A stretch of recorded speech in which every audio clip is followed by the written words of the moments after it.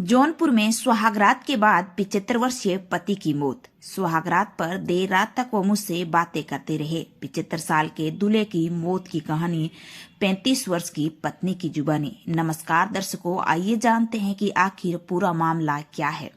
Video पसंद आए तो लाइक करके चैनल को सब्सक्राइब कर लीजिएगा। ऐसी ही आपको नई नई वीडियो मिलती रहेगी।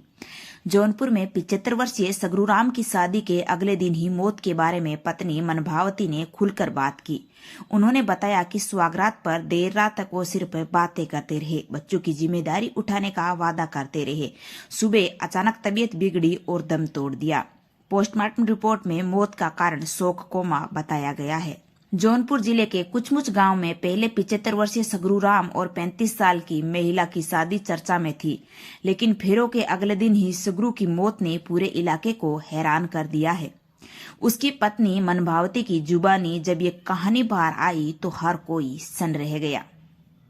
मनभावती ने बताया, सुहागरात पर देर रात तक वो सिर्फ मुझसे बातें करते रहे, शादी और बच्चों को लेकर भविष्य की योजनाएं बताते रहे, पर किसे पता था कि सुबह सब खत्म हो जाएगा। सुबह अचानक तबीयत बिगड़ी और अस्पताल ले जाने से पहले ही सब खत्म हो गया।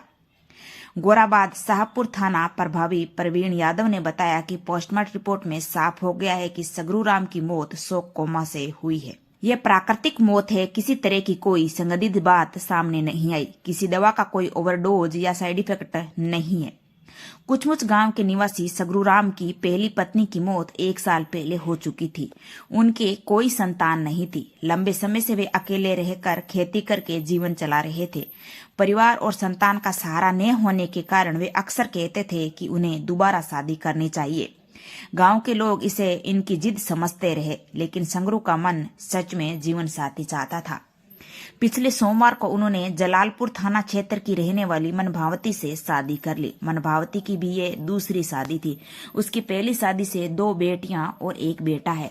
वह खुद कहती है कि मैं शादी को लेकर तैयार नहीं थी, लेकिन मुझे समझाया गया कि संगरूराम मेरे बच्चों की जिम्मेदारी उठाएंगे। इसी भरोसे पर मैंने हाँ कर दी। सोमवार को कोर्ट मैरिज के बाद मंदिर में रीति रिवाज से शादी हुई। पूरे गांव में ये शादी चर्चा का विषय बनी रही। लोग कह रहे थे कि बुढ़ापे में भी दूल्हा बनना आसान नहीं है, लेकिन संगरू ने सबको सिखा दिया कि उनका हौसला अभी भी मजबूत है। शादी के बाद पहली रात दोनों ने साथ बिताई। मनभावती बताती है, वो बहुत खुश थे। उन्होंने कहा कि अब घर में चहल पहल होगी। वो बार बार मेरे बच्चों की पढ़ाई और शादी की जिम्मेदारियां उठाने की बातें कर रहे थे।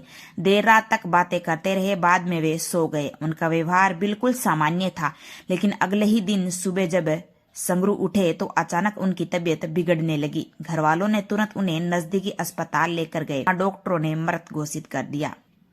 गांव वालों के अनुसार शादी से पहले संगरू ने अपनी 5 बीघा जमीन बेच दी थी। इस जमीन से उन्हें 5 लाख रुपए मिले थे। उन्होंने मनभावती को शादी की तैयारी के लिए 20,000 रुपए भी दिए थे। इस पैसे से कपड़े, गहने और शादी के अन्य सामान खरीदे गए। गांव वालों का कहना है कि सगरू शादी को लेकर बहुत खुश थे। वे बार बार कहते थे कि अब उनका घर फिर से बस जाएगा और खालीपन दूर हो जाएगा, लेकिन किसे पता था कि शादी के 24 घंटे में ही पूरे नहीं होंगे और सब कुछ खत्म हो जाएगा। संगरूराम की मौत ने सबको गहरे सदमे में डाल दिया है। मनभावती के चेहरे पर दर्द साफ झलकता है। वह कहती है कि उन्होंने मेरे बच्चे के लिए जिम्मेदारी लेने का वादा किया था। मुझे लगा था कि अब जिंदगी संभल जाएगी, लेकिन वो चले गए और मेरे लिए फिर से अकेलापन छोड़ गए। दोस्तों, इन सब पर आपकी क्या राय है, हमें कमेंट में जरूर बताइए।